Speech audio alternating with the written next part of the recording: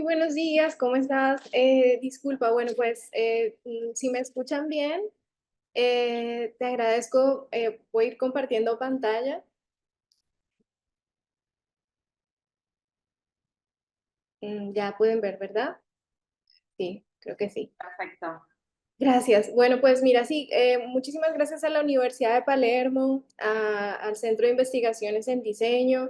Bueno, efectivamente yo soy de Colombia, vivo en Barranquilla, que es la parte relacionada a la región Caribe. Principalmente el tema que voy a hablarles hoy hace parte de la investigación que hice para mi doctorado en negocios o en empresa en la Universidad de Barcelona, que culminé el año pasado. Principalmente mi preocupación o mi interés de la investigación fue el de encontrar cuáles eran esas nuevas lógicas en las industrias creativas, entendiendo pues, voy a ir pasando principalmente las industrias creativas, de que están compuestas. Y voy a tocar un poco cuáles son esos aspectos generales y los principales resultados de esta investigación. Bueno, pues esta tesis doctoral principalmente pues busca encontrar cuáles son estos nuevos modelos de negocios en las industrias creativas, principalmente desde enfrentando pues los desafíos actuales en términos de sostenibilidad ambiental, social y económica, ¿no? A través también de entendiendo, digamos, que son estas industrias que se basan, como sabemos, en la creación, producción y distribución de contenido artístico, de diseño, creativo, innovador, y bueno, básicamente que están protegidas por derechos de autor. Entonces, ¿cómo gestionar la incertidumbre o el riesgo y sobre todo la innovación que caracteriza tanto esta industria? Pues depende mucho también de la percepción emocional que tienen el mercado respecto a los productos y servicios que éstas ofrecen. Entonces, partiendo de ese contexto en general, como acabo de decir, ¿no? El impacto por la pandemia, el interés por el desarrollo sostenible, el potencial de innovación y la relevancia económica que ha ido incrementando en los últimos 40 años, voy a pasar a hablarles un poco de los resultados. Principalmente la metodología, ¿cuál fue? Pues a través de un enfoque bibliométrico y entrevistas a profundidad. Este estudio examinó esas competencias gerenciales o esos modelos de negocio de los últimos años para poder garantizar esa sostenibilidad en sus operaciones principales y a su vez revisar cuáles eran esas oportunidades o las barreras que enfrentan. Como ven aquí, esta fue la estructura general de la investigación. Eh, y bueno, ya pasando a los resultados, son los siguientes. Bueno, de los estudios bibliométricos, el primero efectivamente eh, caracteriza en el mapa conceptual de análisis de competencias que la innovación y el diseño son temas que permiten o son, digamos, estructurales hacia la transformación digital y hacia los procesos creativos en la gestión empresarial en estas industrias. También fue curioso encontrar que se ve en azul pequeño, también cómo logran adaptarse a contextos organizacionales diferentes a otras industrias y, como mencionaba al principio, cómo es el mercado el que regula a través de esa percepción emocional de lo que están produciendo o desarrollando. En el marco de competencias, digamos, históricas, podemos encontrar unos tres momentos clave relacionados a la construcción de este concepto de la industria creativa. Encontramos al principio esa discusión que había respecto a como verlo como una industria, ¿verdad? Luego cuando empieza a ver ya en los años 90 las primeras políticas o de lo que se denominó las ciudades creativas, y ya estamos viendo un tercer momento que es el tema de la sostenibilidad, principalmente post pandemia. Es un elemento que destacó a través de todos estos cambios que vivimos globales y obviamente lo que veníamos trayendo, que era el tema de la transformación digital y cómo se van integrando la innovación y al crecimiento económico. Entonces, el principal resultado de las competencias, bueno, lo mencionaba hace un momento, los negocios digitales. La sostenibilidad triple, el tema del emprendimiento, o sea, tener conocimiento en negocios es fundamental. No se debe descartar dentro de la profesión artística estos contenidos.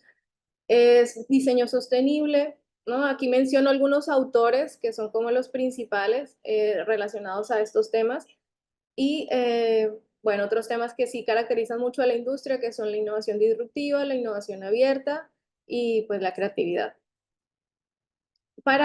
Mirando las palabras más relevantes o los modelos, digamos, de competencias más importantes, el de la sostenibilidad triple, que vuelvo y lo menciono, plantea un equilibrio entre lo social, lo económico y lo medioambiental. Y bueno, ya vienen arrastrándose otros modelos, pero ese es como el más destacado. También lo vemos con los autores más reconocidos como, bueno, Richard Florida y demás, digamos que vuelven a repensarse y luego pasamos a las entrevistas a profundidad con los gerentes y empresarios. En este caso, entrevisté a los gerentes de las empresas del Carnaval de Barranquilla. Bueno, Barranquilla está ubicado en la región Caribe, al lado de, es una zona portuaria, entonces está cerca al río, que es un río, el río Magdalena, el río más importante de Colombia, y a su vez conectado con el mar Caribe. Entonces, fue digamos, por donde entró la modernidad, el diseño y las nuevas ideas a Colombia. Y a raíz de eso, pues se hizo esas entrevistas, más que nada porque esta empresa, el Carnaval de Barranquilla, además de que es el segundo carnaval más importante de Latinoamérica después del Río de Janeiro, que justamente el carnaval inicia este sábado, son 4 días seguidos, o sea que en este momento estamos en épocas de carnavales. Ha demostrado por más de 150 años, o sea, tiene más historia de gestión empresarial que el mismo Ministerio de Cultura en el país, que, digamos, estas son las competencias claves que ellos han identificado en la gestión de eventos orientados, pues, como les digo, al carnaval. ¿Cuáles son? Bueno, la gestión tecnológica, ¿no? El tema de educación, capacitarse, importante en nuevas tecnologías, el tema de e-commerce y distribución cultural especializada y el desarrollo, obviamente, de financiación o de modelos de impacto de capital de riesgo o encontrar esos nuevos. Ok, disculpa ya. Bueno, pues eso es un poco en resumen. Quería simplemente ponerles de pronto más información ya rápido para concluir, pero principalmente estas son los tres modelos importantes: sostenibilidad, adopción a tecnologías y emprendimiento digital. Si alguien tiene alguna otra pregunta o consulta, aquí tienen mis datos. Eso es lo que yo investigo y bueno, muchísimas gracias por la oportunidad. Muchísimas gracias, Natalia, por tu presentación. Ahora vamos a ir a Guatemala de la mano de Angeli Enríquez Cabrera. Hola, buen día. Gracias, Pamela. Ya. Excelente, te agradezco. Comparto a continuación la presentación y me indican si se ve correctamente. Bien. Perfecto, muchísimas gracias. Ok, doy inicio a la presentación de esta investigación. Mi nombre es Ángel Enríquez Cabrera, soy docente e investigadora de la Escuela de Diseño Gráfico de la Universidad de San Carlos de Guatemala. Para contarles un poco más de la investigación, quiero iniciar con esta premisa. El octavo Objetivo de Desarrollo Sostenible dictado por la Organización de las Naciones Unidas establece la importancia del trabajo decente y el crecimiento económico y busca promover el crecimiento económico sostenido, inclusivo y sostenible y el empleo pleno y productivo y el trabajo decente para todos, ¿verdad? Concretamente, ese es el nombre, digamos, o la descripción que tiene este octavo Objetivo de Desarrollo Sostenible. Sin embargo, en Guatemala existe una serie de factores que inciden en las condiciones laborales y salariales de los trabajadores que definitivamente impiden que este objetivo se vea desarrollado en su totalidad, ¿verdad? Y parte de esto, pues, es el cumplimiento del mismo para el año 2030, ya estamos a 5 años de esto. En este caso, ¿verdad? El mercado laboral del diseño gráfico en Guatemala definitivamente no es la excepción, ¿verdad? Que se ha afectado también por este no cumplimiento, digamos, del objetivo. Muy bien, a continuación voy a presentarles algunos de los principales resultados de una investigación titulada, académico-científica, titulada Análisis socioeconómico nacional de las condiciones laborales y salariales de los diseñadores gráficos, ¿verdad? Que son actualmente estudiantes o que son egresados de la Universidad de San Carlos de Guatemala, específicamente con el fin de definir si estas condiciones laborales y salariales son idóneas para fomentar el ejercicio profesional decente y dignificar esta labor del diseñador gráfico sancarlista en el ámbito laboral guatemalteco. y además también conocer parte de su incidencia en el crecimiento económico del país. Para ello voy a dividir la presentación en 3 etapas, ¿verdad? Contarles un poquito acerca de los aspectos epistemológicos de la investigación puramente, los principales resultados y por último algunas reflexiones principales, ¿verdad? Como parte de las conclusiones.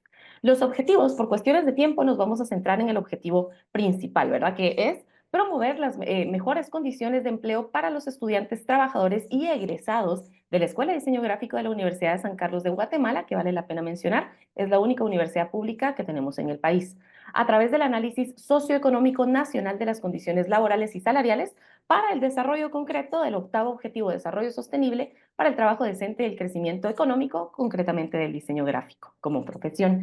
El método de la investigación es el siguiente. Esta investigación se desarrolla a lo largo de 3 años, del 2020 al 2022. Específicamente, esta tiene un alcance descriptivo en el que se identifican algunas variables. Existen algunas posibles correlaciones que surgen a lo largo de la investigación, sin embargo, no era el propósito de un alcance correlacional. El diseño y el tipo de investigación es no experimental transversal, y eso quiere decir que la investigación se basa en un punto específico de tiempo y recolecta los datos necesarios en un único momento sin tomar en cuenta detalladamente cambios a través del tiempo, a pesar que sí se pueden considerar hasta cierto punto algunas incidencias temporales, pero no es el propósito, ahora como una investigación transversal. Muy bien, la metodología considerada para la investigación en cuanto a el desarrollo en sí de la misma o la planificación, pues contó de 5 etapas, que la primera fue una etapa de preparación, luego un diagnóstico y definición, luego la planeación y por último ejecución y evaluación de resultados para por último concluir con la explicación de los resultados de esta investigación. El enfoque que tiene es un enfoque mixto, se presentan y analizan tanto datos cuantitativos como cualitativos y para la recolección de datos se utiliza la técnica de triangulación en la que se evalúan, ¿verdad? Datos cuantitativos y cualitativos de los empleadores en Guatemala, datos cuantitativos y cualitativos de los trabajadores, ¿verdad? Específicamente del diseño gráfico y por último, ¿verdad? La evaluación de fuentes tanto internas y externas de Guatemala, ¿verdad? Como fuentes bibliográficas, partiendo concretamente de la Encuesta Nacional de Empleo e Ingresos, informaciones nacionales, reclutadoras, bolsas de empleo del país y concretamente análisis bibliográficos de autoestudios que ha hecho la Escuela de Diseño Gráfico de la Universidad de San Carlos de Guatemala en años anteriores. Muy bien, los ejes temáticos que aborda, o más bien, si pudiéramos decir, ¿verdad? Los temas concretos del marco teórico que fortalecen la toma de decisiones para hacer el levantamiento de datos y el análisis de los mismos, se dividen en 2 grandes grupos, aspectos macroeconómicos y aspectos microeconómicos. En cuanto a la macroeconomía, se analiza concretamente el desarrollo del octavo objetivo de desarrollo sostenible, evaluando tanto informes de instituciones internacionales como CEPAL, PNUD, UNPA, la Organización Internacional del Trabajo, UNESCO, UNICEF, entre otras, y en el caso de las instituciones nacionales, concretamente los informes que presenta el gobierno para el desarrollo de los objetivos de desarrollo sostenible, ¿verdad? En este caso, la Secretaría de Planificación y Programación de la Presidencia CGPLAN, ¿verdad? De Guatemala. En el caso de, continuando, ¿verdad? Con estos ejes temáticos macroeconómicos, se evalúan también los sectores económicos del país, que acá los podemos dividir en 2. Los sectores sociales de la economía, que básicamente parten desde esta perspectiva de los empleadores, que son, en Guatemala están divididos en 3 grandes grupos, el sector público, el sector privado y el sector social. El sector público son todas estas entidades estatales y gubernamentales, incluidos ministerios y entidades autónomas de carácter público concretamente. En el caso del sector privado, pues son todas estas entidades que lucran de su propia actividad comercial y que no están controladas por el Estado. Y en el caso del sector social, pues se refiere a todas estas organizaciones no gubernamentales que prestan sus servicios sin fines de lucro. Luego tenemos los sectores de la actividad económica, que básicamente, según la clasificación industrial internacional uniforme, se dividen en 3. El sector primario o extractivo, todas estas instituciones que trabajan en el tema agrícola, por ejemplo. El sector secundario o industrial, que básicamente son quienes producen, digamos, en masa ya lo que se obtiene del sector extractivo. Y por último, el sector terciario o la prestación de servicios, que en este concretamente es en donde vamos a ubicar el diseño gráfico como una profesión. Muy bien, en cuanto a los ejes temáticos microeconómicos, concretamente se evalúa un estudio de mercado que considera algunos aspectos que presenta Marcela Benassini en su investigación de mercados, un enfoque para América Latina concretamente, ¿verdad? Cómo generar y cómo orientar estudios de mercado para cualquier país latinoamericano. Y continuando con la microeconomía, también pues evidentemente los aspectos de la jurisprudencia nacional y se evalúa documentación legal considerando la Constitución Política de la República de Guatemala, que nos dice el Código de Trabajo de Guatemala, el Código de Comercio de Guatemala y por último el Código Procesal Civil y Mercantil de Guatemala, y partiendo de ello, pues obviamente ya se diseñan los instrumentos para el levantamiento de datos. Los principales resultados de la investigación se dividen en dos partes. La primera parte es una investigación documental y la segunda parte pues es concretamente caer en el estudio de mercado. Vamos a cada uno de estos resultados, los principales evidentemente. Para darles un poco más de contexto de cómo es la relación entre la macroeconomía y el empleo en el diseño gráfico en Guatemala, podemos decir que en primer lugar, el 70.2% corresponde al trabajo informal en el país. ¿Qué podemos decir? El 70.2%, que es una cifra alarmante, de los trabajadores en Guatemala no tienen contratos formales ni acceso a prestaciones sociales, lo que los deja vulnerables a cambios económicos como el aumento de los costos de vida y la inestabilidad económica. De este 70.2%, también podemos ubicar concretamente que de ellos un 4.3% representa la población económicamente activa relacionada concretamente al diseño gráfico, que básicamente para el diseño gráfico están ubicados en un apartado llamado información y comunicación y o actividades profesionales científicas, técnicas y de servicios administrativos y de apoyo. Esto básicamente representa únicamente el 0.6% y el 3.7% respectivamente para sumar, ¿verdad? El 4.3%. Esto quiere decir que de la población económicamente activa en el país, según la encuesta nacional de empleo e ingresos, el diseño gráfico únicamente figura en el 4.3%. ¿Qué más podemos decir para temas de contexto, verdad? La pandemia y su impacto en el empleo, esto quiere decir, ¿verdad? Que se tiene un 9.4, gracias, ahora concluyendo, 9.4% de subempleo y esto trae, ¿verdad? También consecuencias de un beneficio salarial del 12.5% para el género masculino. A pesar de que el género no fue un aspecto considerado dentro de la investigación, es algo evidente también, ¿verdad? Voy a ir rápidamente a algunos resultados del estudio de mercado ya para finalizar que me parecen sumamente interesantes, ¿verdad? Que ustedes lo pueden conocer. Únicamente como algunas reflexiones que se obtienen. Y bueno, si podemos decir el rango salarial del diseñador gráfico, con esto quiero terminar. En relación de dependencia en Guatemala, se ubica concretamente entre los $391 y los $780 como salario mensual base en Guatemala. Estos son los resultados. Y para quienes trabajan de manera independiente o freelance, se puede ubicar, ¿verdad?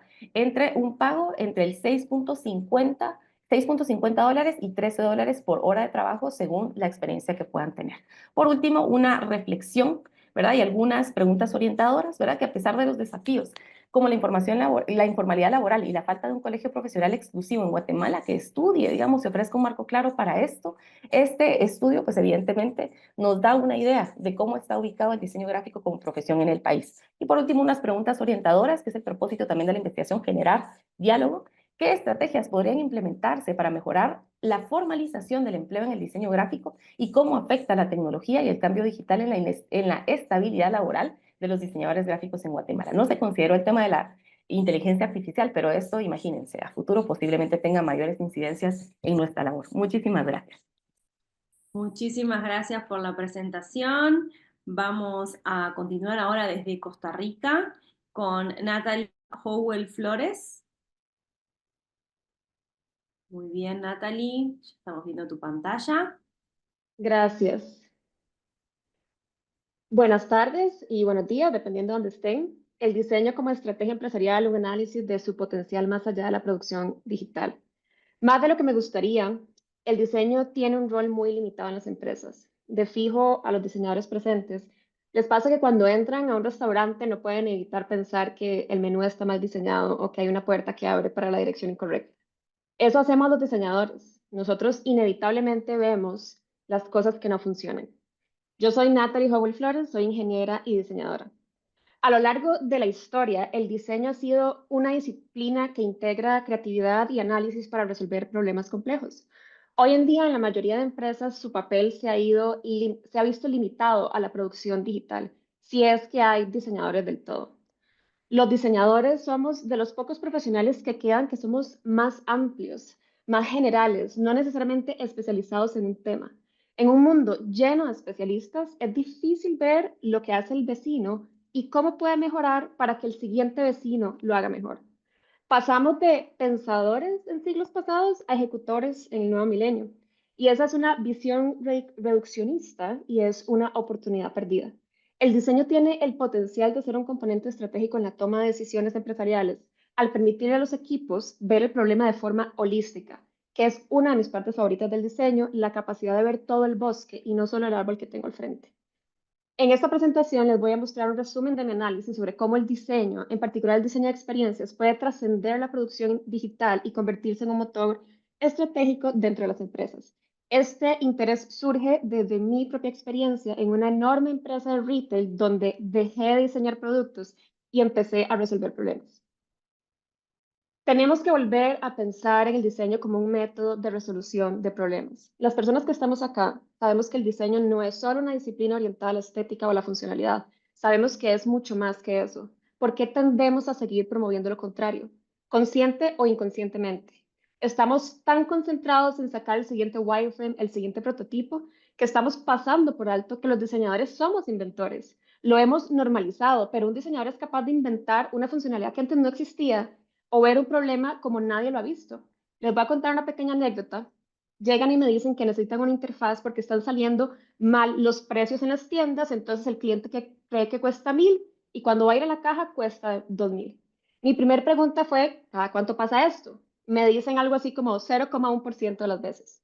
Mi respuesta entonces fue, ustedes necesitan darle una tarjeta de regalo a ese cliente, que se enojó, no una nueva interfaz. Y aquí es donde se ve cuando un diseñador entiende el panorama, entiende el negocio y está involucrado en este tipo de decisiones, puede ofrecer una solución que en este caso era mucho más rápida y enormemente más barata. Nos pasamos en lo urgente y dejamos de lado lo importante. Estamos como el rompecabezas de los bomberos, el que nunca se completa, porque cada vez que un bombero se sienta tranquilo a ordenar el rompecabezas, la alarma de incendio suena y debe ir a apagarlo. Los diseñadores contamos con habilidades fundamentales para la estrategia empresarial. La primera es el pensamiento sintético. Tenemos la capacidad para conectar información dispersa y estructurar soluciones coherentes con esa información. Rompemos la estructura y el paradigma de los silos que muchas veces está presente en las culturas porque se promueven dentro de las empresas. Un buen diseñador va a buscar ver todo el panorama y si eso se le permite, cosas maravillosas van a pasar. La orientación a la experiencia. Un buen diseñador sabe de comportamiento humano y naturalmente nos inclinamos a tener empatía. Pensar en personas y experiencias es simplemente una tónica que cualquier solución necesita. Cualquier solución que involucre personas se va a ver beneficiada de alguien que piense en esos actores con un foco humano y no transaccional. La iteración y el aprendizaje continuo. Tenemos tan incorporado que un diseño nunca acaba, que siempre se puede hacer más, que por naturaleza pensamos en nuestras soluciones sabiendo que siempre hay algo más que hacer o más que probar, lo cual mitiga algo que pasa muchas veces en las empresas, no pensar en la continuidad del desarrollo de las soluciones que brindan. Y pasa particularmente en esas soluciones internas, aquellas que son para los empleados. Solo piensen en los beneficios de tener más personas que se les facilite el pensamiento sintético, que estén orientadas a las experiencias humanas y que sepan que su trabajo en realidad nunca acaba. El diseño, cuando se incorpora en lugares correctos, puede redefinir modelos de negocio y optimizar procesos internos. Les voy a dar un ejemplo. Hace años trabajé en un problema. Demasiados cambios de precios se enviaban día con día a las tiendas. Este problema tenía muchas caras, pero una de ellas era que parecía un problema de ejecución, es decir, demasiadas personas cambiando demasiadas etiquetas. Después de meses de investigación, concluí que no era un problema de ejecución, era estratégico y era en la forma en la que se definían los precios. La cantidad de precios era solo un síntoma de algo mucho más grande. O sea, si hubiéramos resuelto esto, por ejemplo, con etiquetas digitales, que era perfectamente una solución, el problema en realidad no se iba a solucionar, solo se iba a digitalizar, es decir, la cantidad de precios no se iba a reducir. Algo como digitalizar las etiquetas hubiera costado cientos de miles de dólares, si no es que más, y el problema no hubiera desaparecido y al rato hubiéramos tenido más porque eso tiende a ser la tecnología. El resultado de ese trabajo fue una interfaz que mitigaba los riesgos de las variables que estaban en el proceso de definición y cambios de precio, que esa era la raíz del problema. ¿Pudieron haberme pedido la interfaz de una vez? Sí. La diferencia es que la empresa nunca se hubiera dado cuenta que tenía un problema estratégico en su forma de trabajar. Una interfaz es incapaz de hacer eso por sí misma. Que por cierto, este es un magnífico ejemplo del pensamiento sintético que les hablé anteriormente. Es que cuando a un diseñador se le enseña todo el panorama, cosas maravillosas pasan. Entonces, ahora surge la pregunta, ¿cómo pasar de diseñadores de productos a diseñadores más estratégicos? Si queremos elevar el rol del diseñador, es necesario replantear cómo nos posicionamos y cuando tenemos posiciones de liderazgo, ver cómo podemos ayudar a que esto pase. Lo primero es entendimiento del negocio. ¿Cómo puedo impactar de forma adecuada el negocio para el cual trabajo si no entiendo cómo funciona? Entender el negocio es fundamental. Como diseñador, ¿cómo hago yo para entenderlo? Y como líder, ¿cómo le ayudo al diseñador para que lo entienda? Lo otro es involucrarnos en la toma de decisiones. Si un diseñador puede participar en esos espacios donde se discuten modelos de negocio, procesos operativos, no para que tome una decisión, es solo para escuchar su punto de vista, podría sorprendernos lo que tiene que decir. Recuerden que andamos naturalmente caminando por ahí viendo lo que no funciona y eso siempre es útil. Hablar el lenguaje del negocio, si nosotros queremos que nuestras ideas sean valoradas, debemos conectar el diseño con métricas de impacto tangible. Cada empresa tiene su lenguaje, como diseñador yo debo hablarlo. Como liderazgo, debemos preguntarnos qué debo hacer para que mi diseñador hable el mismo idioma del resto del negocio. Evidenciar el impacto del diseño. La percepción del diseño cambia cuando se mide su impacto. El diseño es un vehículo para alcanzar las metas. Sin conocerlas, no sé qué tan bien funciona mi vehículo. Debemos pensar más en el impacto de la organización y no en el diseño que debo entregar. Necesitamos empezar a ver el diseño como un activo estratégico, no como una tarea táctica para llegar a un entregable. Si no, estamos desperdiciando su valor potencial. El diseño es más que productos, el diseño es crear, es pensar, es resolver. Y como diseñadores, nosotros podemos ampliar nuestra influencia más allá de lo que estamos haciendo hoy para poder impactar mucho mejor a las empresas en las que estamos trabajando. La pregunta entonces que les dejo es, ¿qué nos está impidiendo asumir este rol? Muchas gracias. Muchísimas gracias, Natalie. Bueno, los invito a, si alguien quiere animarse a responder esta pregunta o alguna de las otras que estuvimos viendo o quiere hacer algún comentario, a dejarlos en el chat para leerlos cuando finalicemos con todas las exposiciones. Bueno, ahora vamos a irnos a Cuba de la mano de Yamilet Pinonico, que va a compartir su presentación. María Paz. Pero Yamilet, te invito a que conectes la cámara al micrófono y cuando estés disponible la presentación, yo te voy a avisar. Muy bien, ahí Paz, ya la vemos a pantalla completa. Yamilet, ¿nos escuchás? Estaba con unos problemas de conexión. Yamilet, si nos escuchás, puedes prender la cámara, el micrófono o en todo caso, si tenés algún problema, hablarnos por el chat. Voy. ¿Me Bien. oyen? ¿Ya me oyen? Sí, sí. ¿Ya? ¿Ya? Ok. Bueno, pues, ¿me oyen bien todos? ¿Sí? Bien. Sí, Bueno, buen día a todas, a todas y todos. Bueno, pues por acá vamos a presentar la contribución de una herramienta que es para la autoevaluación del diseño pues, y cómo esta puede ayudar a la gestión en las entidades cubanas. Pertenezco a la Oficina Nacional de Diseño Industrial. Diseño y lo que vamos a mostrar es el resultado del trabajo realizado por trabajadores de la Dirección de Evaluación del Diseño de la ONU. El objetivo es mostrar el impacto de la implementación de esta herramienta que contribuye a generar cultura en cuanto al diseño en las organizaciones. Los métodos utilizados son el análisis documental, la observación estructurada de este proceso de autoevaluación y el procesamiento de los resultados ha sido a partir de estadígrafos de la estadística no paramétrica. El sistema de evaluación del diseño controla el Sistema Nacional de Diseño, que es una estructura que permite, pues que está formada por todos los actores que desarrollan en nuestro país el diseño industrial de comunicación visual. Y el sistema de evaluación, pues lo que hace es controlar este sistema y ambas estructuras cuentan con disposiciones legales que ahí les muestro que respaldan jurídicamente nuestra actividad. El sistema de evaluación lo que evalúa en particular es la gestión del diseño y los productos y servicios en el ciclo de vida. Para ello tiene planteado objetivos, principios, dimensiones, subdimensiones e indicadores, instrumentos, procedimientos, métricas, cuáles son los actores y las formas de retroalimentación. Esto se documenta y está publicado en volúmenes del sistema, que son 4, además de otras publicaciones como el Boletín del Sistema de Evaluación y el Anuario Estadístico de Evaluación del Diseño. En la evaluación que realiza la oficina se estructura en 4 modalidades: control, consultoría, asesoría, y la que nos toca y que vamos a hablar es profundizar en esta presentación es la autoevaluación.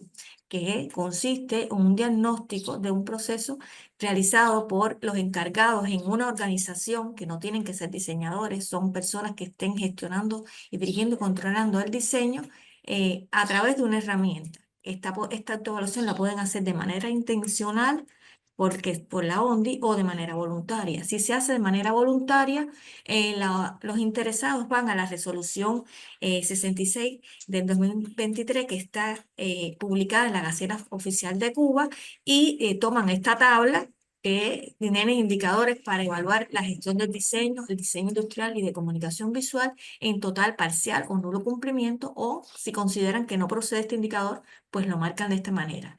Pero para hacer más expedita y amigable este ejercicio, se puede hacer de la manera intencionada cuando la oficina pues convoca a las organizaciones, sean estatales o no estatales, emprendimientos, y para ello genera primero un entrenamiento para explicar cómo se realiza el proceso. La Dirección de Evaluación ha trabajado en el diseño de estos instrumentos y herramientas informáticas, 2 versiones en ELSE y una en web. En todos los casos hubo primero una prueba piloto, siempre dentro del Ministerio de Industria, que es donde nosotros estamos a la organización adscrita de la ONDE, a la que se escribe la ONDE. Estas son pantallas de esta guía de autoevaluación, en este caso la versión web registrada como derecho de autor, y está acá también un ejemplo dentro del diseño industrial, se divide en gestión de diseño de comunicación visual, diseño industrial y resultados. Aquí se muestra el diseño industrial y los subgrupos productos y servicios y espacio de la entidad. Esto es un ejemplo de una organización que se autoevaluó y demostró que tenía indicadores de total y parcial cumplimiento. Se les da una calificación automáticamente con esta aplicación y le muestra gráficamente a nivel de tablas y gráficos el estado de su aplicación del diseño. También automáticamente la aplicación les permite hacer un plan para en el tiempo planificarse cuáles son los indicadores que salieron con bajo o parcial o nulo cumplimiento para que acometan acciones. Cuenta con un instructivo que tiene términos y definiciones, y los resultados que hemos visto desde el punto de vista cuantitativo se han recogido a partir del análisis documental y la observación estructurada, con el objetivo de conocer si la herramienta contribuye a determinar el estado de inserción e identificar cuáles son los aspectos que están afectando el desempeño y la calidad del diseño de las entidades. Aquí tenemos resultados donde muestro una organización como es el Ministerio de Industria, que primero se autoevalúan un por ciento mayor de organizaciones y después evaluadores avalados van a un por ciento de ellos a verificar esa evaluación. Y aquí ya tenemos otras empresas, en este caso otros ministerios, donde ustedes pueden ver el porciento de organizaciones que han obtenido eficiente o aceptable. Todos estos resultados cuantitativos después se forman parte de la base de datos del anuario estadístico que se puede consultar en el sitio web de la ONDE. El resultado cualitativo lo hicimos a partir de una encuesta que el objetivo es conocer el estado de opinión acerca de la aplicación de la autoevaluación y poder identificar cuáles son las mejoras que hace falta introducir. Se hizo un estudio exploratorio todavía en estado parcial de aplicación. Primero, un grupo de especialistas de las entidades que se autoevaluaron, que ahí están presentes de todas las organizaciones que se han evaluado hasta el momento, que son 124, diseñadores, ingenieros, especialistas de mercadotecnia, calidad, de nivel universitario y técnico, y algunos másteres. En el caso de este grupo, ven como positivo, podríamos poner algunos de ellos porque son varias opiniones. Estas son las que digamos, se repiten, que se puede conocer qué cosa es gestión del diseño industrial y comunicación visual, y que contribuye al autocontrol, pero en este caso del diseño, que hay determinados técnicos como términos que consideran negativo porque no lo entienden, que también es negativo que estas personas debieran en la organización, los jefes son los que deberían utilizar también esta guía y no conocen su utilidad. y que hay un aspecto que era de los ergonómicos que no debe ser considerado como obligatorio para que todo el mundo, todas las organizaciones lo apliquen, porque pueden ser organizaciones que son rectoras de política y no lo necesitan. También consideran como interesante, bueno, la manera rápida en que se llena la guía, que se aprende sobre gestión, diseño y que le ofrece los beneficios que ofrece la web en cuanto a la expedita calificación y el plan de medidas. En el caso del grupo 2, tiene los mismos objetivos esta encuesta y está desarrollada hasta el momento por 11 miembros del Comité de Evaluadores del Diseño, que son diseñadores, ingenieros, doctores en ciencias y máster. Acá se hace para una muestra de tipo probabilista y aleatoria simple. De ese tamaño de la muestra es del 40 o 50% del total autoevaluado anteriormente, como les mostré en la tabla, y la selección es intencional, considerando niveles de producción y demanda de la población. Este grupo habla como positivo que las empresas pueden visualizar su situación en cuanto al diseño, van ganando cultura y alcance y beneficios, así como elementos claves de su gestión, que las instituciones deben dedican un tiempo a la reflexión sobre el impacto del diseño, con lo que cotidianamente no realizan. Algunos términos en los cuanto a lo negativo es que generan confusión, que no hay diseñadores en todas las organizaciones, que es muy necesario el entrenamiento previo y que se deberían cruzar variables para el análisis más integral del problema. Interesante es la transformación que se logra en las empresas, para las personas que de verdad ven su utilidad y lo aprovechan en los planes y estrategias, combinar en una misma herramienta todos los modos de actuación y que se puede mostrar el valor del diseño. Los resultados en por ciento podemos ver del grupo 1 al grupo 2 son bastante similares en cuanto a los consideramos como favorables con respecto a los desfavorables. Como conclusión podemos decir que la aplicación de las autoevaluaciones contribuyen a diagnosticar el estado de la disciplina de la entidad, fomenta la cultura y resultados cuantitativos demuestran la necesidad de insertar el diseño y los cualitativos a ejecutar mejoras. El lenguaje empleado se ha de revisar y se requiere aumentar a las acciones de entrenamiento. Sí, continuar este diagnóstico para ver el impacto y poder trazar con mayor certeza la provisión de futuras herramientas. Muchas gracias. Hasta aquí Muchísimas la presentación. gracias, Yamilet. Vamos a continuar desde Perú, de la mano de Héctor Lozano González. Bien, buenos días, buenos días. A ver, voy a ubicar la presentación por aquí. Muy bien, Héctor. Ahí se logra ver, ¿cierto? Sí, falta solo colocar pantalla completa. Bien. A ver, me indican si apareció. Sí, Sí, apareció. estamos. Ok. Bien, muchas gracias por la oportunidad de participar de este espacio de conferencias que realiza la Universidad de Palermo. Mi nombre es Héctor Lozano González, publicista, comunicador social, y en el área de las comunicaciones pues he ido desarrollando diferentes actividades. Dentro de una de ellas, en algún momento también el tema del periodismo, fotografía periodística, además de hoy en día el tema de la investigación. El tema que me interesó en este último tiempo partió cuando yo enseñaba el curso de fotografía periodística, ¿verdad? Y decidí tratar de ver cuáles son las implicancias del periodismo y la corriente de opinión. Y sobre todo tomé un periodo de tiempo relacionado a una década, del 2014 al 2024.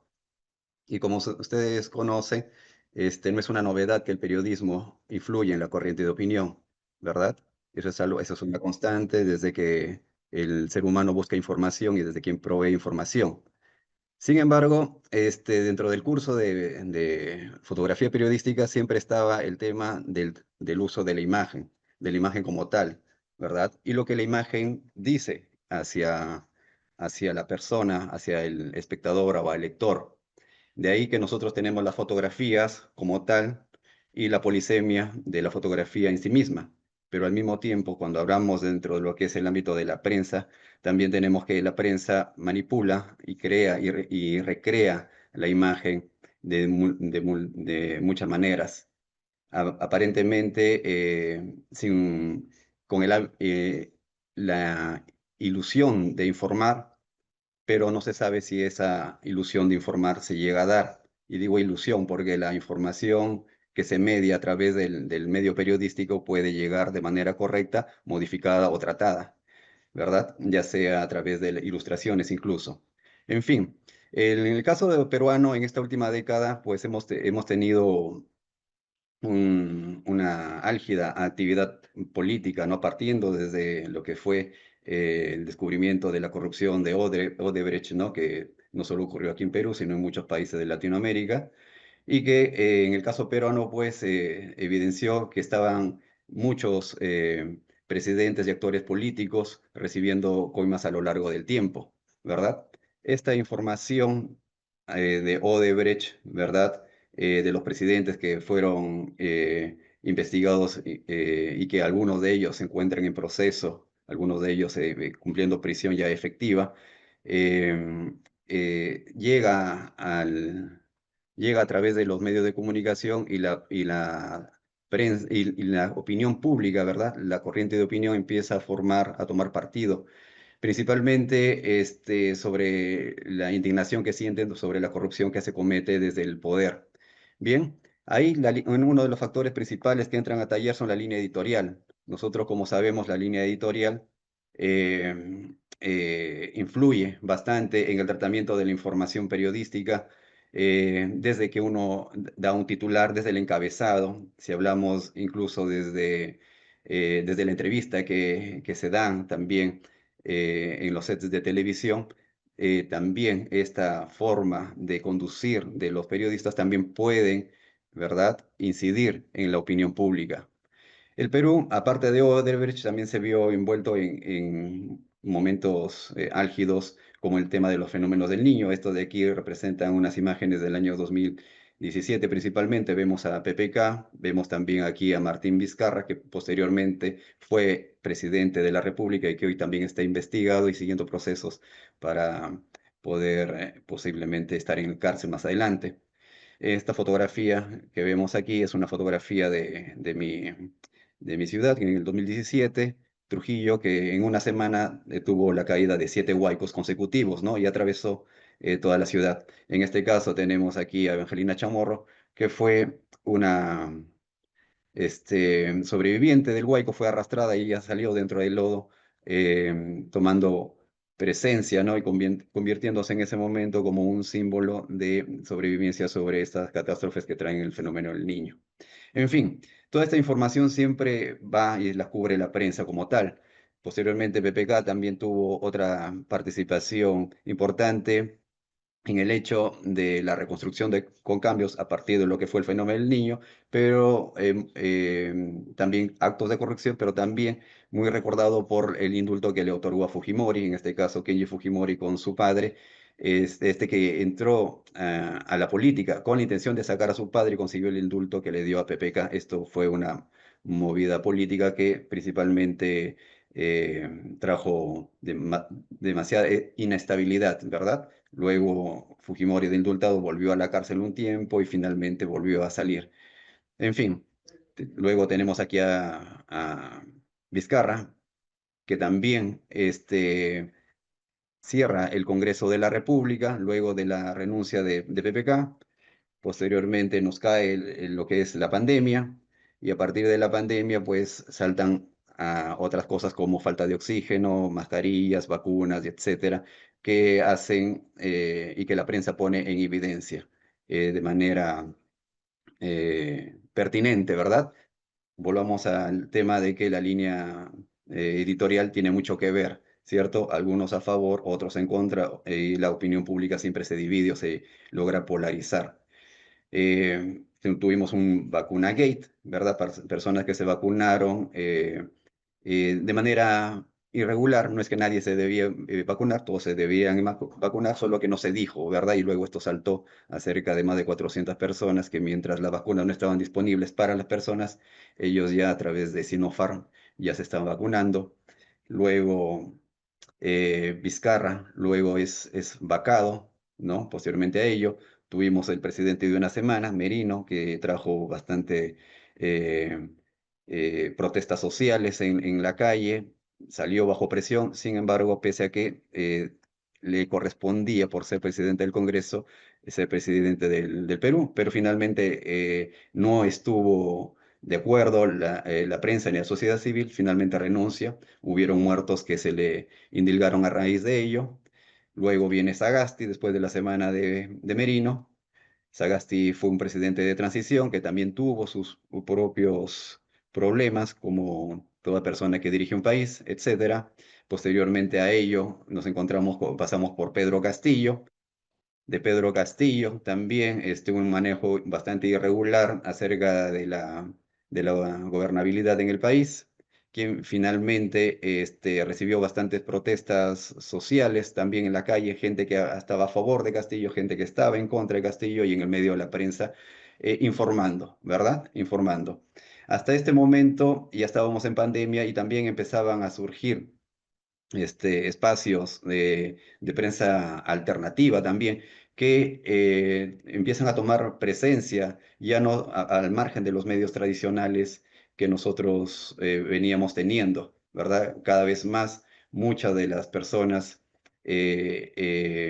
periodistas abren canales en YouTube y empiezan también a hacer streamings respecto de esto. Y también muchas personas particulares, ¿verdad? Que no siendo periodistas entran a tallar en la escena política también. Finalmente, Pedro Castillo es vacado. Posteriormente a la vacancia de Pedro Castillo, las protestas siguen. Estas son imágenes de fallecidos durante los más de 2 meses de protestas al asumir Dina Boluarte como presidenta de la República. En fin, ella también tiene sus entuertos al día de hoy. Em, Muchas cosas pasan y que ella no asume al día de hoy con liderazgo. En fin, se le indilgan a ella los muertos de Castillo más los muertos que puedan haber suscitado posterior, ¿verdad? Y de pronto los titulares saltan como estos, ¿verdad? A través de los medios de información, algunos medios digitales, periodísticos como tal. Y así como a Sagasti le empezaron a decir de asesino, Dina hoy en día también es asesina. En fin, lo llegamos al 2023 y nuevamente un fenómeno del Niño asociado a un ciclón Yaku también causa estragos, ¿verdad? Esta es una de las playas limeñas, ¿no? Donde hay gente pudiente que recibe por primera vez y salen las noticias que gente de playa, ¿verdad? Punta Hermosa de la playa recibe un huaico de esta naturaleza.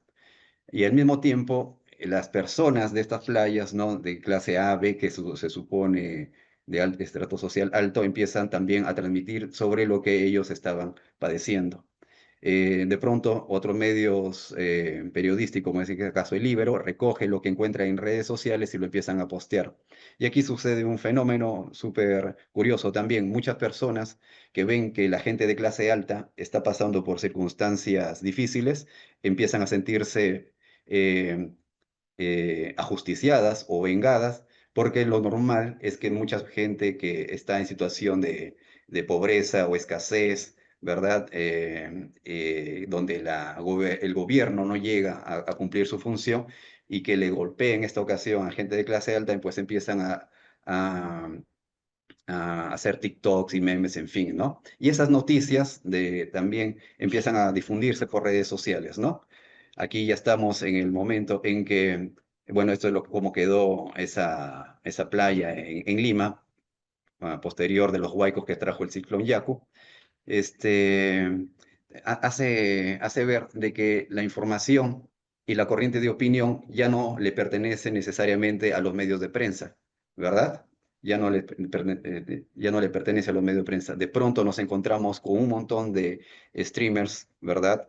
Que no siendo periodistas ni profesionales como tal en ello, pero sí comunicadores, empiezan a invitar a sus plataformas, a políticos. Acá tenemos a Bellido, acá tenemos a Antaurumala, que es hermano del expresidente Ollanta, que tiene un discurso bastante radical sobre el gobierno, ¿verdad? Que los empiezan a presentar ahí. Tenemos aquí No Somos TV, también, que empiezan a tocar también temas de coyuntura política a su modo, con el humor, con la chacota. Pitucos Marrones, que es un espacio también de coyuntura política, pero donde siempre resaltan la discriminación, el color de piel, ¿no? Se llama pitucos marrones por el color de piel, y siempre están exacerbando temas de clasismo, que si algo es de, si tú eres blanco, eres de tal manera, o te comportas de tal manera, hablas de tal manera, si eres un pituco marrón, intenta ser como el blanco, y en fin, este tipo de discursos de índole social. El diario de Curwen, un periodista joven que también trata de dar información en lo más objetivamente que se pueda y que la gente empieza a consumir bastante. Tenemos Fuera de la Tele, donde aquí tenemos el director periodístico de un medio de comunicación que se llama Willax, bien tirado a la derecha, y otro conductor de un programa de bastante alcance nacional, que se unen y se llama Fuera de la Tele, donde ellos hablan cosas que no pueden decir dentro de su medio tradicional, ¿verdad? Y lo hacen de la manera más a la chacota, donde no cuidan el lenguaje, es decir, bastante insulto y etcétera, y palabras soeces si cabe el término como tal. Luego surge Aníbal Atacio, que es una persona influencer de izquierda y que durante el periodo del gobierno de Pedro Castillo estuvo muy cercano a lo que es el gobierno, los ministros, y en fin, ¿no? Hablando de temas de marxismo, comunismo, cambio de constitución, en fin, hacer una revolución y todo ese tipo de asuntos. De pronto tenemos aquí a Pablo Benza también, que es un joven periodista que también Tiempo. empieza a tener el tiempo. Ah, ok, ok, ok. Te dejo unos segundos más para que hagas una conclusión. Sí, la conclusión. ¿A dónde queremos llegar con este primer aspecto relacionado a lo que es la prensa y el periodismo? Es que hay muchos otros factores más allá de lo que es la línea de periodística, si eres de centro, izquierda, derecha, que también entran a tallar, ¿verdad? Como son las cámaras de eco, como son también los condicionales muy utilizados dentro de lo que es el periodismo también, y cómo debemos tener en cuenta qué otros factores inciden en la corriente de opinión o en la opinión pública que no a veces permiten tener un periodismo a la altura, si cabe el término. Como sabemos, la prensa siempre trata de autorregularse sin necesidad de que este hecho de la autorregulación se llegue a dar, ¿verdad? También la desinformación, que la desinformación y los fake news a veces se producen también en vivo, no necesariamente a través de un hecho de querer redactar una noticia con la necesidad de desinformar. En una entrevista uno puede también causar una desinformación en el momento que le atribuye al entrevistado, por ejemplo, consultas o supuestos de cual él no tiene conocimiento o no está enterado como tal, ¿verdad? Entonces, la desinformación se puede producir en vivo. En las cámaras de eco en las redes sociales pueden tener mucha más vigencia que los medios tradicionales como tal. Hay que tener en cuenta a quiénes son las personas que ahora manejan también la información y cómo se pueden verificar también la información que hoy viene en el mundo del streamer, de los medios digitales y de personas que no necesariamente son personas periodistas como tal. Y los periodistas como tal, a ver si se ponen las pilas para poder corregir, estar al tanto y de ellos también no perder vigencia sobre lo que la gente considera debería ser confiable o no confiable. Muchas gracias. Muchas gracias. Vamos a dar paso a Jorge Espinosa Colón, que se encuentra desde México. Muy bien. Se ve la presentación ya, ¿verdad? Sí, perfecto. Muy bien. Bueno, antes que nada, muchas gracias por la invitación al Foro de Investigadores e Investigadoras de Diseño. El título de mi presentación es Hitos en la construcción de la identidad docente del profesorado de diseño. Actualmente trabajo como académico de tiempo completo en la Universidad Iberoamericana, Ciudad de México, y el objetivo de esta investigación educativa fue comprender aquellas situaciones de la biografía de los docentes que han contribuido a configurar su núcleo identitario. Ajá. Muy bien. Quiero empezar la presentación mencionando qué entendemos por identidad, ¿no? La identidad se ha posicionado como un objeto de estudio relevante en el campo de las ciencias sociales y humanidades, ya que la imagen que una persona tiene de sí misma se interrelaciona con su comportamiento, con la interacción que tiene con otros y con el reconocimiento que recibe de ellos. Si bien hay diferentes definiciones sobre identidad, podemos identificar al menos tres planos que ayudan a caracterizarla. Por una parte tenemos el plano individual, que hace referencia a este papel activo del sujeto en su construcción e implica creencias, valores, normas de comportamiento, niveles de autoestima. En segundo lugar, tenemos un plano relacional, que hace referencia a ese espacio interpersonal en donde la persona asume un rol que se interpreta y es socialmente construido. Finalmente tenemos el plano colectivo, que es la dimensión situada y contextual de la identidad. Aquí las creencias, significados y actitudes del sujeto son resultado de la identificación con un grupo o categorías sociales. ¿Por qué es relevante estudiar la identidad docente del profesorado de diseño? Bueno, porque a partir de la indagación de los elementos identitarios de esta profesión, la profesión docente, podemos aproximarnos a la comprensión de cuáles son los significados, las creencias, los repertorios que han construido en torno a la enseñanza y al aprendizaje del diseño. También nos ayuda a comprender cómo se presentan ante los estudiantes para establecer interacciones comunicativas. Y finalmente, podemos aproximarnos al entendimiento de qué significa para ellos y para ellas ser un profesor, profesora de diseño, y qué es hacerse diseñador, qué es hacerse diseñadora. Ajá, muy bien. Entonces, a partir de la identidad docente como objeto de estudio, aplicamos una investigación cualitativa que se ancla en la teoría del interaccionismo simbólico, desde la cual se plantea que el conocimiento que se construye sobre la propia identidad emerge y se desarrolla en el contexto de las relaciones con el entorno y con los demás individuos. Aplicamos entrevistas semiestructuradas a partir del método biográfico narrativo a 6 docentes que imparten clases en la licenciatura en Diseño y Comunicación Visual en una universidad privada aquí en México, y como técnica de análisis se aplicó el análisis temático y la elaboración de los ensayos a partir de las interpretaciones de las transcripciones de las entrevistas. Estos ensayos se regresaron a los docentes para recibir su retroalimentación. Muy bien. Bueno, ¿qué se identificó? Pues bueno, como lo vemos en la presentación, tenemos tres grandes grupos temáticos que dan cuenta de estos hitos que contribuyen a la construcción de la identidad docente del profesorado de diseño. En primer lugar, tenemos las primeras experiencias docentes. En ese sentido, la experiencia profesional del docente, su trayectoria profesional, favorece la percepción de confianza, credibilidad y autoridad en la enseñanza. Es decir, es el elemento clave para poder ingresar al campo de la enseñanza y la docencia en diseño. Otro elemento clave para llevar a cabo su práctica de enseñanza son los modelos de enseñanza, es decir, aquellos profesores y profesoras que impactaron su aprendizaje cuando eran estudiantes. Sin embargo, conforme transcurre el tiempo, el profesor Nobel o la profesora Nobel empieza a identificar que las dinámicas del aula tensionan lo que para él o para ella es ser profesor de diseño. En ese sentido, se dan cuenta de que necesitan desarrollar estrategias para poder mejorar sus procesos de enseñanza.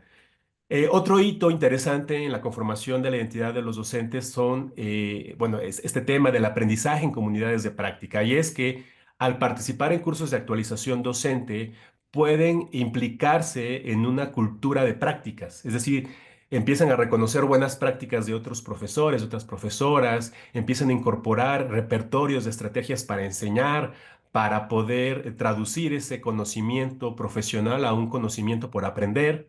Y algo muy interesante del diseño, de la enseñanza del diseño, es que la participación en academias también contribuye a transitar de una enseñanza individual a una enseñanza colaborativa, en donde docentes de un mismo ciclo, un mismo semestre, planifican un proyecto colaborativo que implica a los estudiantes en procesos multi o interdisciplinarios.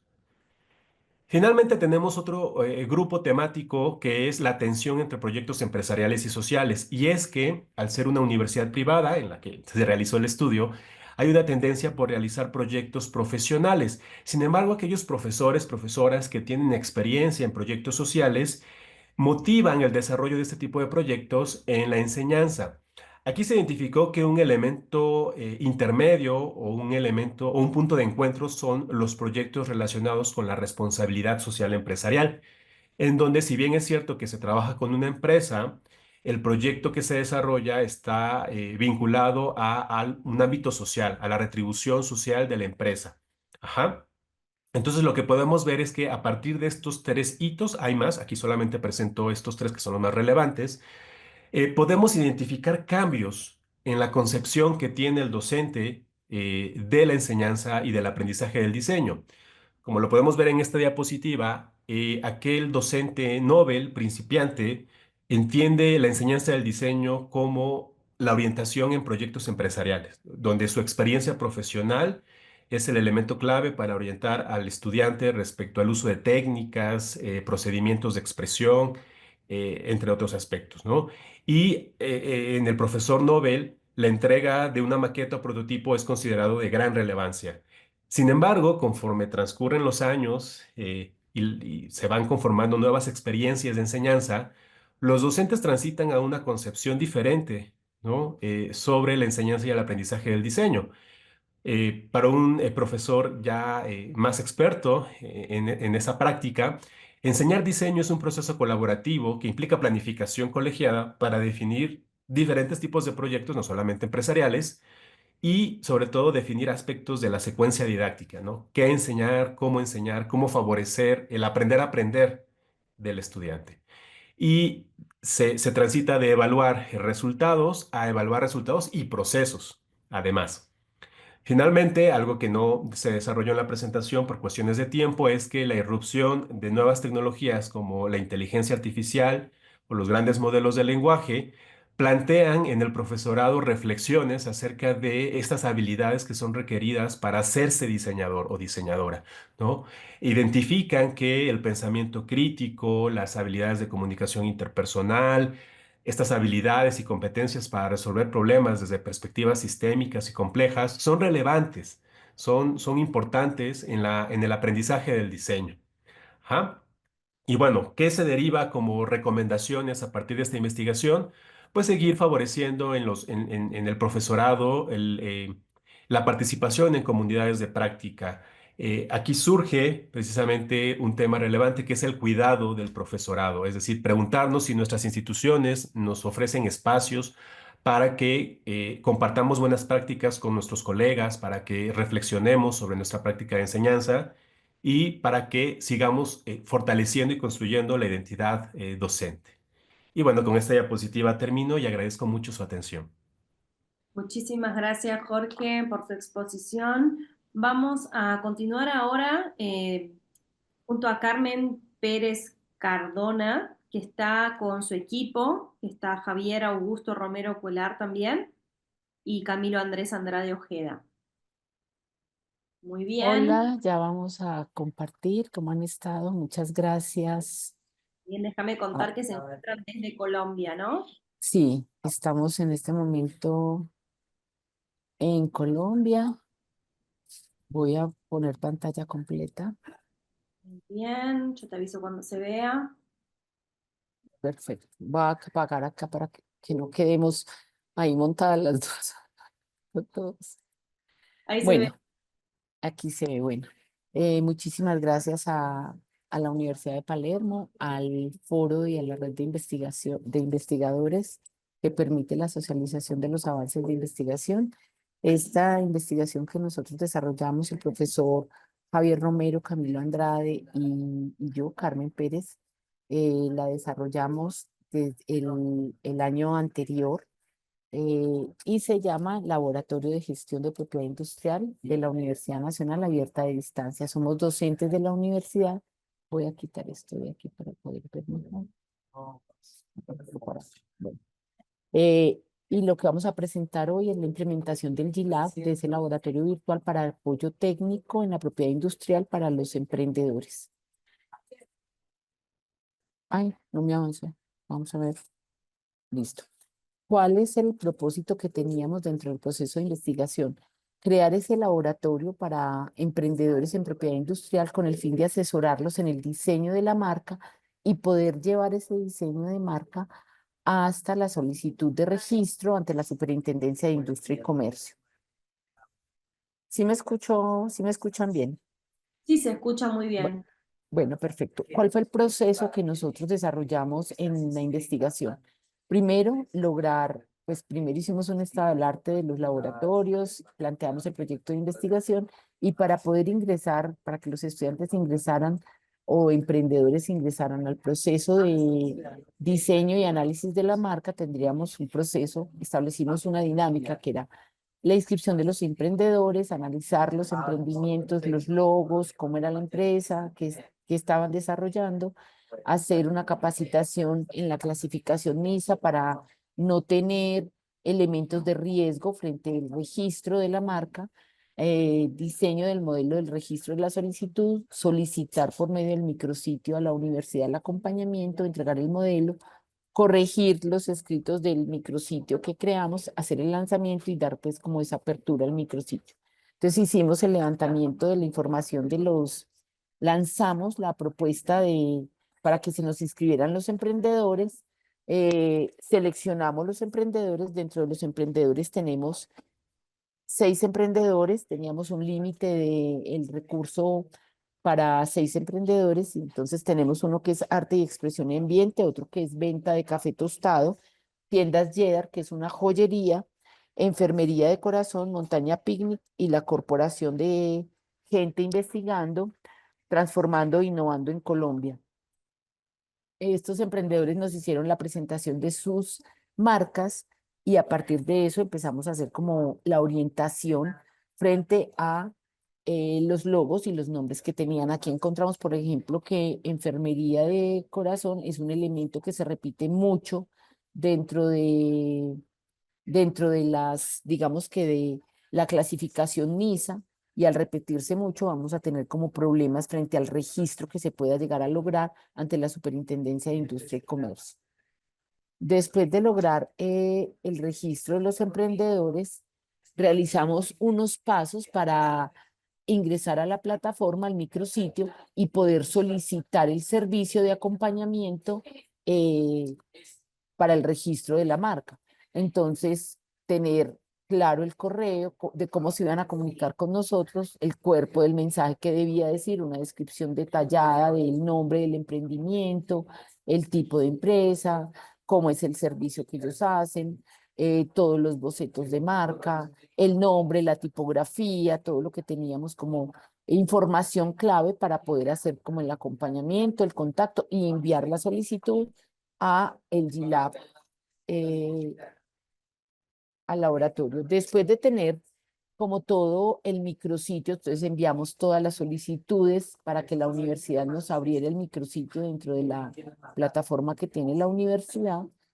Hicimos todo el diseño del micrositio y tuvimos un lanzamiento con un emprendedor, Jorge Andrés Pérez Gamboa, que nos habló mucho acerca del tema de registro. Él tiene varias patentes y con ese tema de registro para que los estudiantes, empresarios, emprendedores pudieran registrar su marca.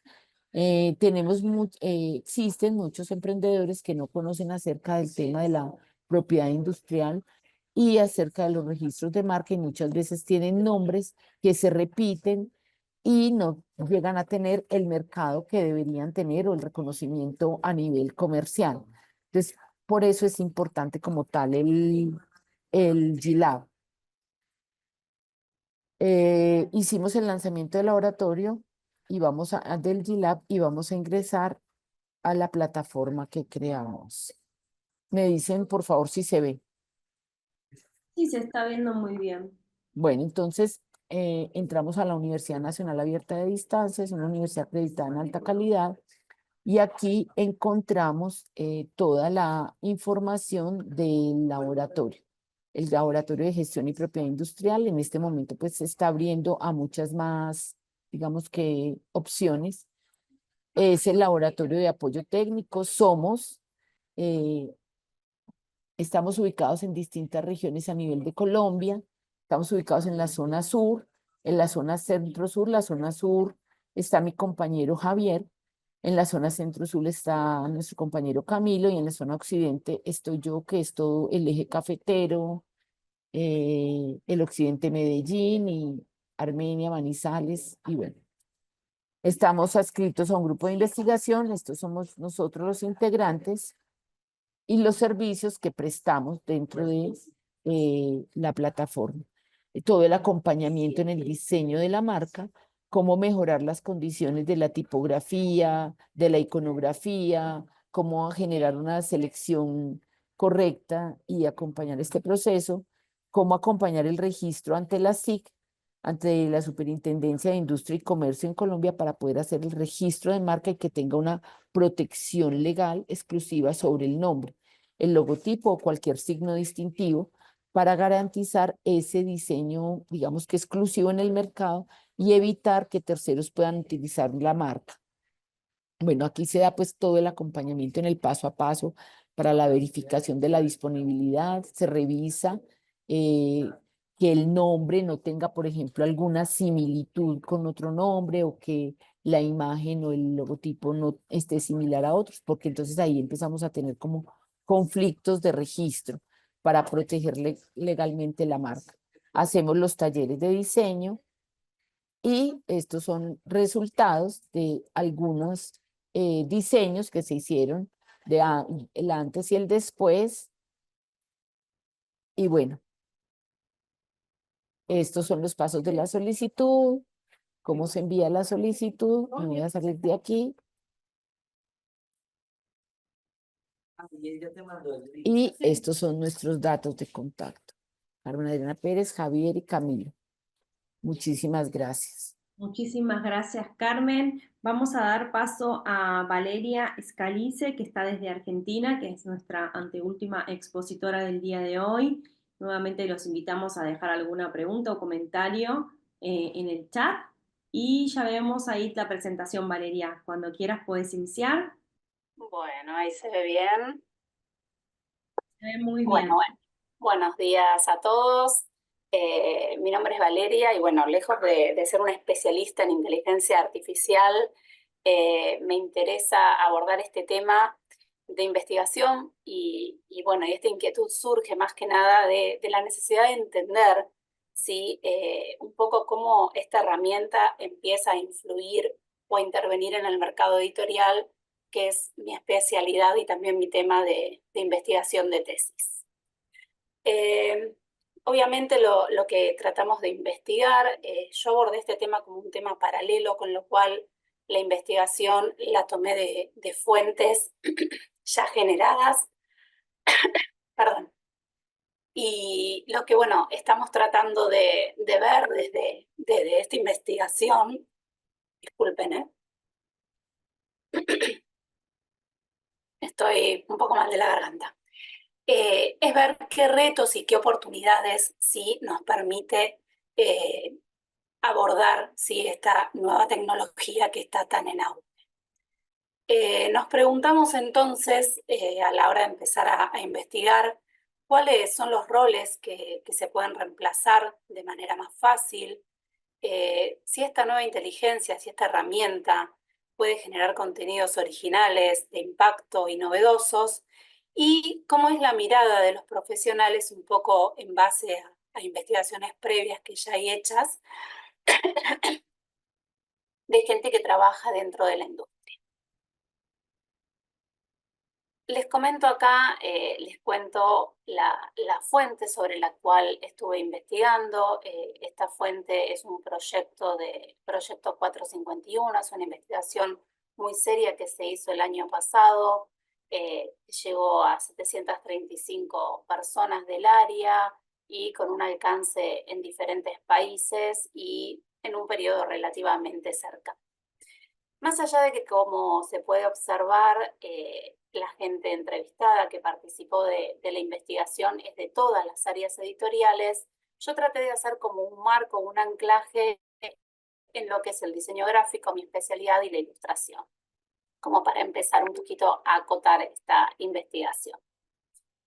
Pero antes de contarles un poquito cuáles son esos resultados o esos datos, obviamente este es un tema en el cual todavía no podemos llegar a conclusiones certeras.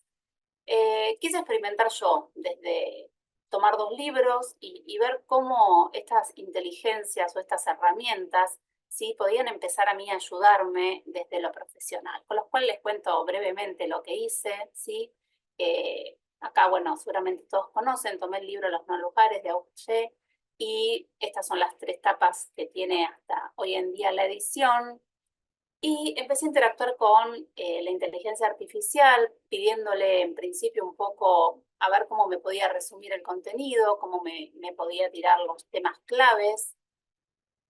También pensando un poco en cuáles son los usos y las posibilidades que tienen las herramientas para los diseñadores gráficos, ¿no? Este tipo de herramientas. Y después, yendo un poquito más allá, le planteé si me podía desarrollar algunas ideas desde la imagen, ¿no? Desde la creación de la ilustración, que no es en sí mi expertise, para empezar a componer estas páginas. Bueno, me tiró algunas ideas ahí un poco más o menos novedosas o creativas, y me llevó, esto me llevó a interactuar ahora sí ya con lo que es la inteligencia artificial generativa de imágenes. Yo me limité a tomar sus ideas, o sea, tomar las ideas que me proponía la inteligencia artificial y utilizarla como prompt en la inteligencia artificial generativa de imágenes.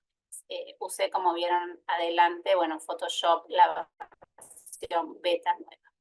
Bueno, más allá de generar opiniones sobre las imágenes que nos empiezan a brindar estas herramientas, que será obviamente algo para polemizar, abordar y concluir más adelante, hice lo mismo con el otro libro, con el de las culturas híbridas, y llegué, a resultados semejantes, ¿no?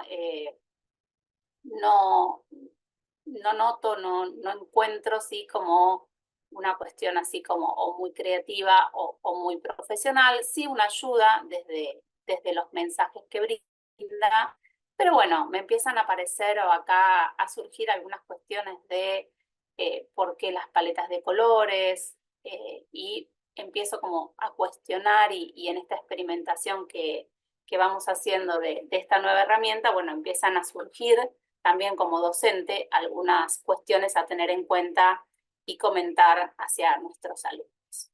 Y ahora sí, volviendo un poco a la investigación, ¿sí? que hizo Daniel Benchimol, que yo tomé un poco como fuente para ver qué estaba pasando en el mercado.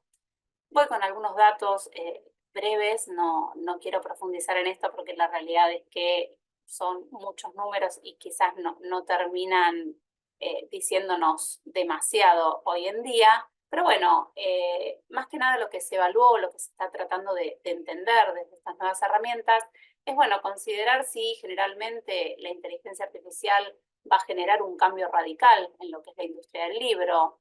Para muchos de los ilustradores, por lo que vemos en este gráfico, sí lo va a hacer. Para los diseñadores quizás no tanto en esta área. También se abordaron temas en la investigación que tienen que ver con cuáles son los beneficios más prometedores que tiene esta herramienta. Obviamente empiezan a saltar acá las cuestiones más operativas, ¿no? Traducción de textos, optimizar procesos, reducir costos como beneficio. En este caso vemos que quizás de nuevo no hay como mucha similitud en la opinión de diseño gráfico y de ilustración, ¿sí? En algunos casos están más parejos, en otros no. Otra de las preguntas que se hace el investigador es ¿qué tareas se está usando actualmente esta herramienta? De nuevo, enfocando y haciendo un encuadre más chiquito en todo lo que tiene que ver con lo gráfico, pensamos o vemos, cuánto se usa esta herramienta para maquetar libros, ¿sí? Que es como nuestra función principal a la hora de diseñarlos. Vemos que no se usa prácticamente y tampoco se plantea usarla, ¿no? Hay como ahí un cuestionamiento, ¿cierto? Como rechazo pareciera ser. Siguiendo con la investigación, ¿qué preocupaciones plantea esta herramienta, ¿no? ¿En qué nos empieza como a generar ciertas dudas? Obviamente un tema que surge y que se aborda todo el tiempo y se escucha también en casi todos los rubros, el tema de la pérdida de empleos, de cómo esto va a reemplazar, ¿sí? Al trabajo de los humanos, el contenido que se va a empezar a generar. Ya obviamente yo no me quise meter en esta investigación en todo el tema de la generación de contenidos, pero todo el tema de la autopublicación y la generación de contenidos empieza a ser una preocupación de estas herramientas. De hecho, Amazon hace un mes, un par de días, limitó la autopublicación o la publicación de libros por editor a 3 libros por día, o sea, una cifra impensada en otras épocas, o sea que un solo autor publique 3 libros en un día.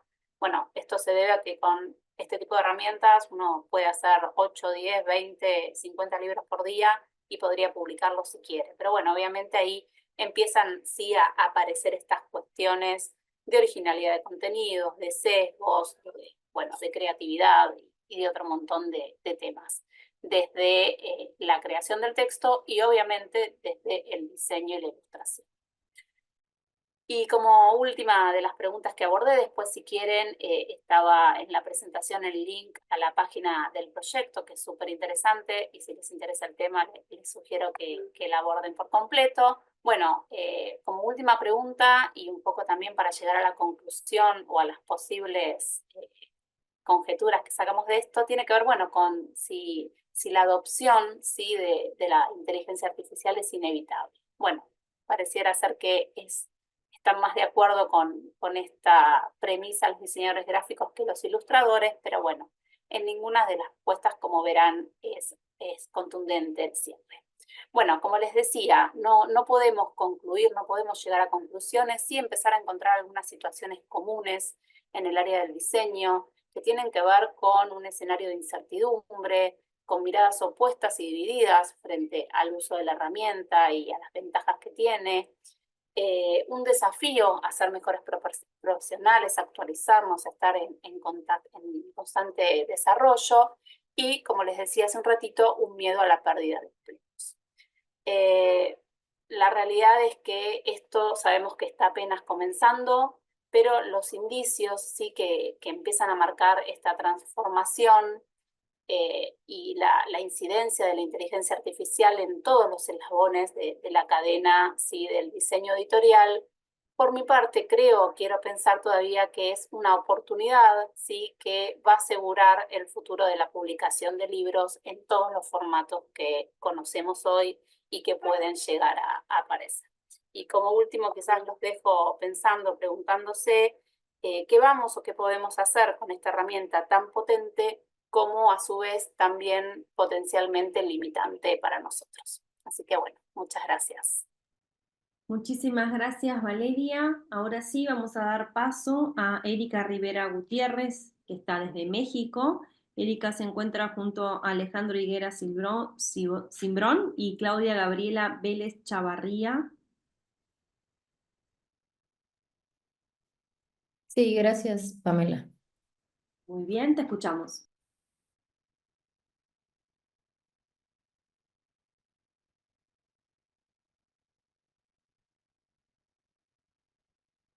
Bueno, ahí me escuchan y está la pantalla. Sí, se escucha bien. Bueno, pues muchas gracias, Pamela. Voy a iniciar con la presentación, no sin antes agradecer, como siempre, a la Universidad de Palermo por el espacio que nos da para poder presentar estos proyectos, como cada año lo hacen. Nosotros somos la doctora Erika Rivera, la maestra Claudia Gabriela Vélez Chavarría y servidor Alejandro Higuera. Pertenecemos a un centro de investigación en arquitectura y diseño de la Universidad Autónoma del Estado de México, y nuestras líneas de investigación tienen que ver con la sostenibilidad, educación y evidentemente el diseño. Para ello, nosotros hemos estado trabajando en un proyecto que tiene que ver con el diseño estratégico, y de ahí, del derivado de ciertas recomendaciones, hemos entrado en esta dinámica, digamos, de esta presentación que tiene que ver con un estudio que está relacionado con el rol del diseñador en la gestión organizacional. Para ello, bueno, pues el propósito de esta investigación, se hizo una exploración sobre cómo el liderazgo y la tecnología son ejes indispensables para la competitividad y la transformación en las organizaciones, pero desde la perspectiva del diseño. El problema que encontramos es que pues el proceso de gestión evoluciona mediante estrategias que permiten mostrar competitividad, y uso de la tecnología para enfrentar a los mercados o competidores. Y para ello, pues el papel del diseñador tiene mucho que ver con el liderazgo. Se hizo una revisión de literatura identificando estas variables y encontramos más o menos unos 20 o 30 estudios en donde se mostró, digamos, la vinculación que tenía el diseño estratégico con la gestión organizacional, el diseño estratégico y el liderazgo, diseño estratégico para la competitividad y el diseño estratégico con la tecnología. De esos estudios surgen las siguientes preguntas de investigación. ¿Cuáles son las competencias tecnológicas de los diseñadores en la gestión organizacional? ¿Cuáles son las competencias de liderazgo de los diseñadores en la gestión organizacional? Y un profesionista calificado con buen liderazgo y tecnología es competitivo. Bueno, pues a raíz de esas preguntas se diseñó esta metodología de corte cualitativo utilizando un método exploratorio. Se usó una población muestra de la propia facultad con 30 estudiantes del año académico del año pasado. No se establecieron criterios de inclusión y exclusión, solamente que fueran estudiantes de posgrado. Lo llamo. Para poder dar respuesta a las preguntas, se utilizaron tres instrumentos. Uno denominado Integration Technology Self-Assessment, diseñado por el Ahora sí, gobierno las de preguntas, y yo ya me Ohio voy a ir, porque en me los voy a... Estados Unidos. No sé si alguien tiene por ahí encendido su micrófono, ¿podría apagarlo? El gobierno de los Estados Unidos de Norteamérica. Cuestionario número 2, enfoques gerenciales bajo el proyecto de Right Management Manpower del 2016. Y el último instrumento que tiene que ver con un FODA sobre fortalezas y oportunidades, debilidades y amenazas. Aquí solamente mostramos algunos resultados, los más importantes, ya que es un instrumento que para responder esta primera pregunta plantea más o menos unos 60 ítems y en cada uno se muestran los resultados más relevantes en la investigación. Solamente aquí mostramos el eje número 6 que tiene que ver con Virtual Communication and Collaboration. Y bueno, pues los resultados muestran precisamente que hoy en día es muy importante la colaboración y la comunicación virtual y que la mayor parte de los diseñadores, digamos, tienen esa fortaleza en sus competencias, ¿no? La pregunta número 2 sobre las competencias de liderazgo de los diseñadores, pues también a partir de un instrumento de unos 30 ítems fueron completándolo los participantes y muestran también que hay diversidad en el tipo de liderazgo que ejercen la mayor parte de los participantes. En este sentido, pues se pudo identificar que muchas compañías necesitan líderes fuertes y que de alguna u otra manera también los liderazgos tienen que ver con las actitudes de los diseñadores, ¿no? Finalmente, en esta siguiente diapositiva, nosotros recogemos estas fortalezas, oportunidades, debilidades y amenazas desde la perspectiva de la tecnología y el liderazgo. Aquellos ítems que resultan una amenaza para los diseñadores es el manejo del software, que se muestra como una oportunidad. El instructional software es una debilidad también para ellos. En cuanto al Assistive Technology, pues ellos son, digamos, dominan esa competencia y pues también otra competencia que manejan tiene que ver con el uso de las computadoras a nivel básico y evidentemente también el manejo del Internet. En cuanto al liderazgo, dos amenazas que se muestran tienen que ver con el liderazgo para establecer la pauta y el liderazgo que es dominante. Son líderes visionarios, son afiliativos y democráticos, ¿no? Una de las primeras conclusiones en relación con las preguntas es que, recordando las preguntas, ¿cuáles son las competencias tecnológicas de los diseñadores en la gestión organizacional?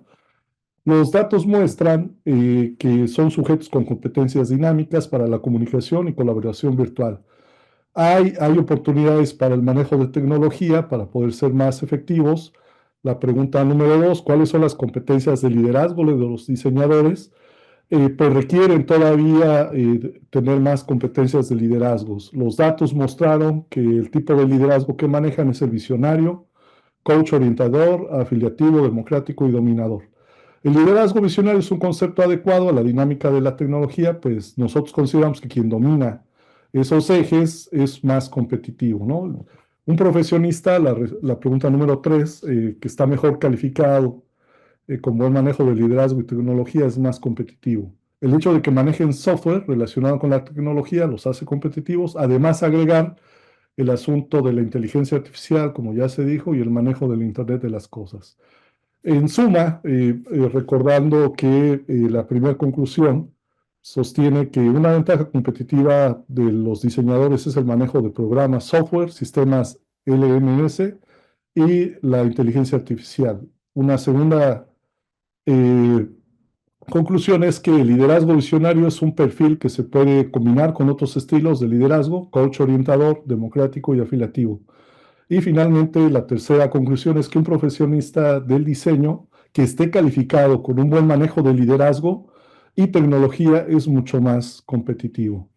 Bueno, pues agradecerles a todos que nos hayan escuchado. Estos son los resultados de la investigación. Y bueno, pues quedamos a sus órdenes también. Muchas gracias. Muchísimas gracias, Alejandro. Nosotros que Muchas agradecemos gracias. como a todo el equipo. Muy bien con el tiempo también. Yo sé que es muy difícil resumir la investigación en 8 minutos, pero bueno, les agradecemos a todos los que pudieron también cumplir con el tiempo. Bueno, quiero saber si alguno de ustedes quiere agregar algo más, hacer una pregunta o algún comentario, algún compañero. Tienen los micrófonos habilitados para hacer eso. Bien. Paz, ¿hay alguna pregunta o algún comentario que haya quedado en el chat? No, Pame, solo algunos expositores que dejaron sus datos. Los invitamos a que en estos últimos minutos lo hagan también. Muy bien, Natalie, tienes el micrófono habilitado.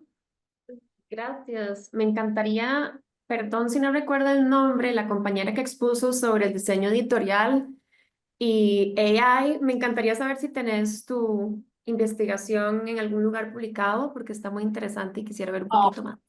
Hola Natalie, gracias. Yo estoy cursando el primer año de la maestría, así que bueno, la tesis todavía está, en instancia está la introducción y esa parte, si después te interesa, me querés dejar tu dato, te la puedo compartir, pero todavía me queda un año de carrera y profundizar en eso. Estoy investigando igual sobre libro objeto y libro de artista y bueno, como también las nuevas tecnologías van a influir en, bueno, nada, en la industria editorial, que es mi pasión desde que empecé a ejercer el diseño gráfico. Súper, te agradezco. Muchas gracias. Dale, si querés que pasame el mail y te lo comparto lo que está escrito hasta ahora, que está en proceso. Muy bien, ahí se pueden poner en contacto. Recuerden por el chat copiar los mails porque cuando salen ya se borra y bueno, pues no los pueden recuperar. Y en todo caso, si hay alguna información que no pudieron tomar o copiar, pueden escribirle a Adrián, que él también los ayuda a ponerse en contacto. Bueno, ¿alguien más que quiera decir algo, que quiera aprovechar estos minutos? Y yo le quiero preguntar a Valeria. Sí. Me parece muy impactante lo del tema de la publicación de 3 libros. Eso me pareció brutal. O sea, ¿a qué vamos a llegar con respecto al tema de esa inteligencia artificial haciendo todo eso? Entonces me parece que hay una pregunta para todos los docentes, para las universidades, frente a ese tema de la inteligencia artificial y todo lo que puede llegar a suceder. ¿En qué momento vamos a tener verdades y en qué momento vamos a tener falsedades en todo esto? Entonces es delicado.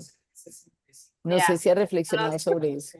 Sí, nosotros justamente también desde la Facu, bueno, yo represento a la Universidad de Palermo, soy docente acá, coordino también un área, y desde la Facu estamos abordando el tema desde lo pedagógico, porque no la podemos dejar de lado. La inteligencia artificial la tenemos que sumar a nuestras clases y a bueno, nuestros alumnos la traen, entonces hay que incorporarla, pero bueno, hay que saber en qué usarla, ¿no? Creo que para un montón de cosas el potencial es increíble y nos va a ayudar muchísimo. Para otras, un poco yo hice el ejercicio esto de generar imágenes y de ver qué ideas me daba. Para otras, creo que todavía los humanos estamos lejos. Pero bueno, no desestimarla, usarla, creo en eso que nos ayuda, ¿no? Bueno, creo que Jorge también hablaste algo sobre educación Es, súper interesante. Bueno, nada, qué capacidades, cómo nos vamos formando los docentes. Y no sé, un poco lo que venimos hablando nosotros en la Facu, bueno, es cuál es el criterio para usarla. O sea, nosotros somos los que tenemos que ser críticos y decir, bueno, la inteligencia artificial nos sirve, pero no le creamos todo lo que nos dice. ¿Qué sabemos nosotros? ¿Cómo la cuestionamos? Bueno, un poquito para ahí, pero creo que estamos todos en una situación de incertidumbre, como decía hace un ratito, porque no sabemos y porque avanza también con una velocidad que nos va descolocando, ¿no? Que nos hace estar todo el tiempo atentos y cambiando.